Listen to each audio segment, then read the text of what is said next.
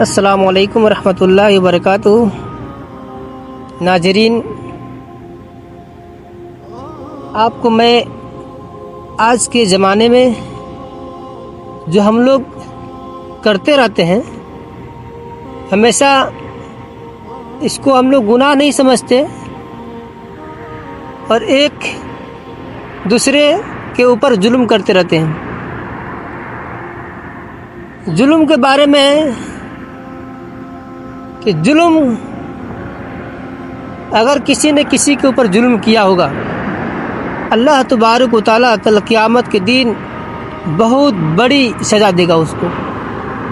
دنیا کے اندر میں تو اس نے ظلم کیا، لیکن کل قیامت کے دن اللہ تبارک و تعالیٰ اس کو بہت بڑا عذاب دے گا۔ آئیے جانتے ہیں ظلم کہتے کس کو ہیں، ظلم کے معنی کیا ہے۔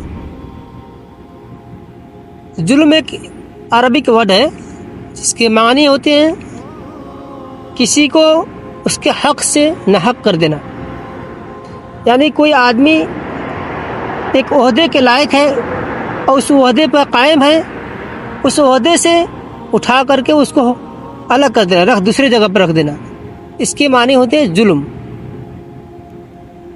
ظلم کے ایک معنی یہ بھی ہوتا ہے کہ جو کوئی کمزور کے اوپر ظلم کرے،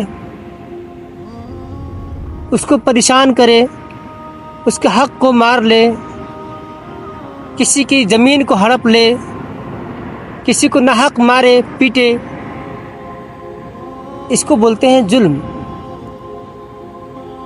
آج کے دور میں یہ عام ہو چکا ہے، جو لوگ تھوڑی طاقتور ہیں، مالدار ہیں، طاقت رکھتے ہیں، ایسے لوگ کمزوروں پر ظلم کرتے رہتے ہیں۔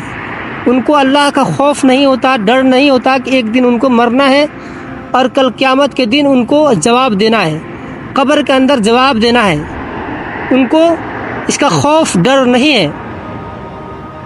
اس میں دنیا کے اندر میں وہ آئے ہیں، ہمیشہ کے لیے نہیں آئے ہیں، ایک نہ ایک دن تو مرنا ہے، اس دنیا فانی سے جانا ہے اور قبر کے اندر میں اس کے سوال کا جواب دینا ہے کہ کسی کے اوپر ظلم کیا ہے۔